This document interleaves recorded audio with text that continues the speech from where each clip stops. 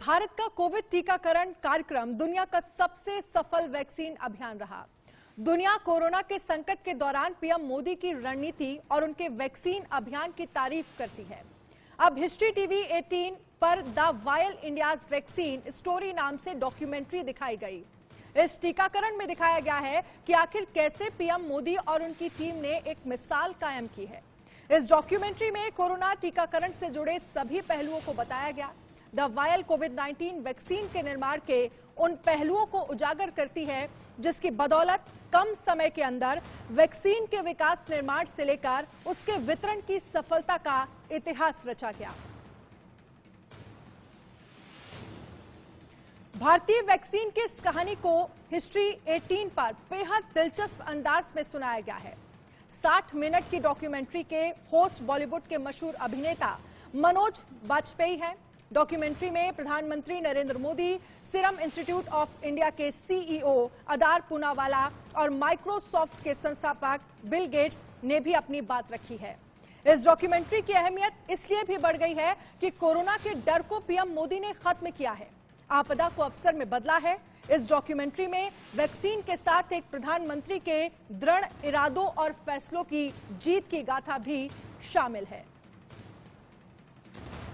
और वहीं अभिनेता मनोज वाजपेयी ने वैक्सीन अभियान की तारीफ की है। उन्होंने कहा है कि इस डॉक्यूमेंट्री का हिस्सा बनना उनके लिए गौरव की बात है। सुनिए।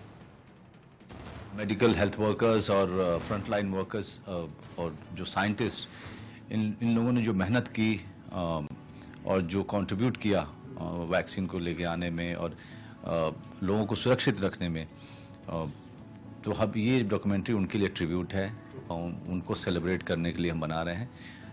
तो और उन्होंने दरख्वास्त किया कि सब लोग यही चाहते हैं कि आप कीजिए, तो मैंने अपनी हामी दे दी उसमें, क्योंकि मैं ऑलरेडी 2-3 डॉक्यूमेंट्री को प्रेजेंट कर चुका हूँ, उसमें प्रेजेंटर रह चुका हूँ। सब बहुत सफल भी हुए हैं, चाहे सीक्रेट ऑफ सोनाली हो या कोहिनूर, ये सब बड़े सफल हुए। मैं चाहता हूँ कि लोग ज़्यादा से ज़्यादा देखें और ये जानें कि पैंडेमिक के समय जब हम सब लोग अपने घरों में थे, तो हमारे हेल्थ वर्कर्स और डॉक्टर्स और फ्रंटलाइन वर्कर्स और साइंटिस्ट क्या कर रहे थे। और इस वक्त हमारे साथ जुड़ गए हैं managing editor Rana Yashwant. Rana sir, आपने ये डॉक्यूमेंट्री आज देखी जिसकी चर्चा हर जुबान पर है। आपके लिहाज से ये डॉक्यूमेंट्री कितनी खास है और क्यों?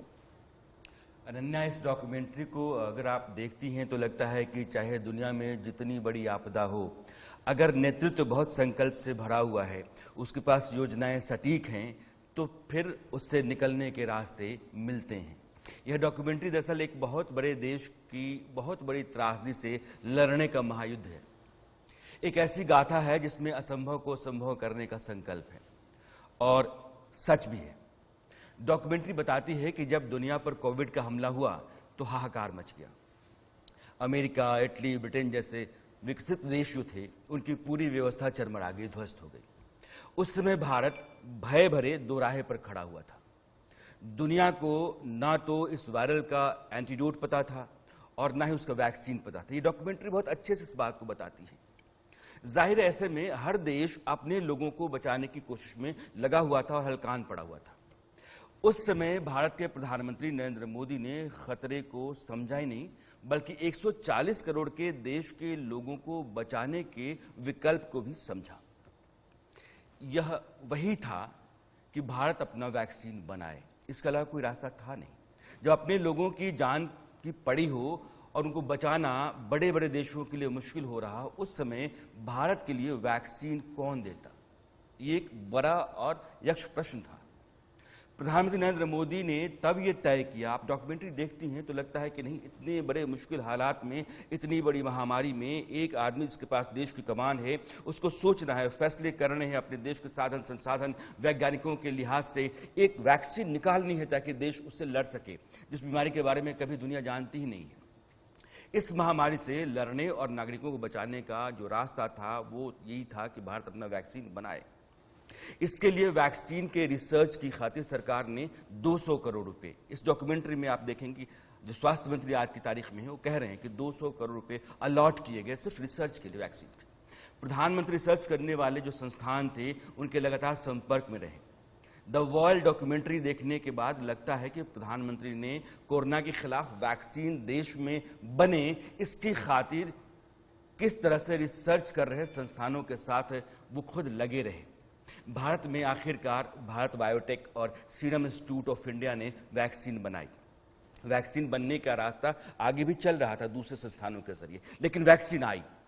अगर द वर्ल्ड डॉक्यूमेंट्री देखने के बाद पता चलता है कि सिर्फ वैक्सीन बना लेना भले एक बड़ी कामयाबी हो उस समय, मगर इतने बड़े देश में उस दौर में जब इंसान इंसान से भाग रहा था, सबकी जान की पड़ी हुई थी, अपने अपनों को नहीं पूछ रहे थे, एक बड़ा खतरा हर समय मंडरा रहा था।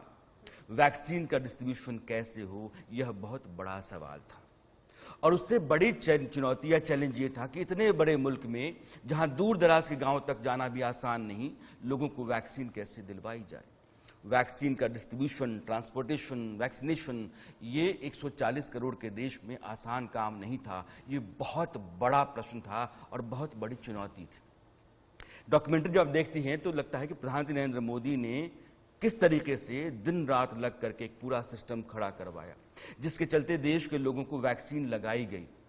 वे फ्रंट वॉरियर्स का उत्साह बढ़ाते रहे। घर में बैठे जो लोग थे, डर और साथ में घिरे हुए थे, उनके लिए कभी घंटी बजाने तो कभी टॉर्च जलाने की तरह का इवेंट करवाते रहे ताकि माहौल सामान्य रहे। सबसे बड़े खतरे में देश के लोगों का हौसला बना रहे अस्पताल में काम कर रहे डॉक्टर्स और बाकी स्टाफ से लेकर के फ्रंट वॉरियर्स, देश सेवा की भावना से लोगों को बचाने और वैक्सीन लगाने के अभूतपूर्व काम में लगे रहे। इसके लिए प्रधानमंत्री कई तरह से रास्ते खुद इजाद करते रहे, लगे रहे कि देश के लोगों का मनोबल नहीं टूटे। जो लोग लगातार फ्रंट पे लड़ रहे हैं, फ्रंट वॉरियर्स हैं, जान बचाने में, वैक्सीन देने में, उनका हौसला नहीं टूटे, उनके भीतर देश की भावना, सेवा की भावना जो है वो लगातार उसका अलग जगा रहे। और यह पूरी डॉक्यूमेंट्री बताती है कि नरेंद्र मोदी का संकल्प और देश के लोगों को बचाने की खातिर उन्होंने जिस जिस तरह के विकल्प अपनाए, इन दोनों ने बहुत काम किया है। देश का नेतृत्व सक्षम, दूरदर्शी और संकल्प से भरा हो तो बड़ी से बड़ी आपदा से भारत जैसा जनसंख्या के लिहाज से बहुत बड़ा देश निपट ही नहीं सकता है, बल्कि उससे बाहर निकल भी सकता है। ये डॉक्यूमेंट्री इस बात का सबूत रखती है।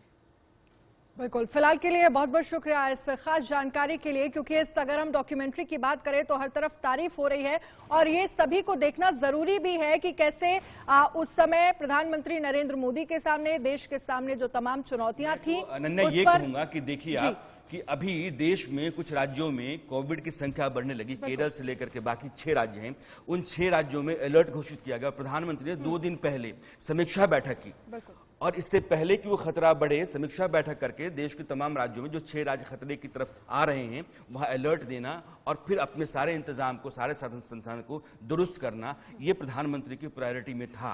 इसलिए देखिए, ये तैयारी और समय से पहले चीजों को समझना, यह दोनों बातें नेतृत्व के लिए बहुत जरूरी होती हैं, जो नरेंद्र मोदी में दिखती हैं। और डॉक्यूमेंट्री इस बात पर बहुत हद तक कहती हुई चलती है। चलिए, बहुत बहुत शुक्रिया, क्योंकि साफ दिख रहा है और आप भी जिस तरह से बता रहे हैं कि साफ दिखता है किस तरह से नेतृत्व जो है, किस तरह से उस समय जो चुनौतियां थी उससे पार पाने के लिए लगातार प्रयास किए गए और उन प्रयासों का सफल होना साफ नजर आया। और उसके जरिए हमने देखा कि किस तरह से भारत जो है वो इतनी बड़ी चुनौती से पार पाया और कहीं ना कहीं भारत को सफलता भी हासिल हुई। And started it. Medical community had no idea. And we did not have specific antidote for it. Desperate time. We were all trying to develop the product as soon as We possible. need to move fast. So we took a risk of 3. It wasn't just a financial risk. It was a sense of They not only had them to save lives. और क्या थी वो कोविड-19 की strategy? Across the world and started it. Medical community had no idea. And we did not have specific antidote for it. Desperate time. we were all trying to develop the product as soon as We need possible. to move fast. So we took a risk of 3. It wasn't just a financial risk. It was a sense of They not only had them to save lives. और क्या थी वो कोविड-19 की strategy?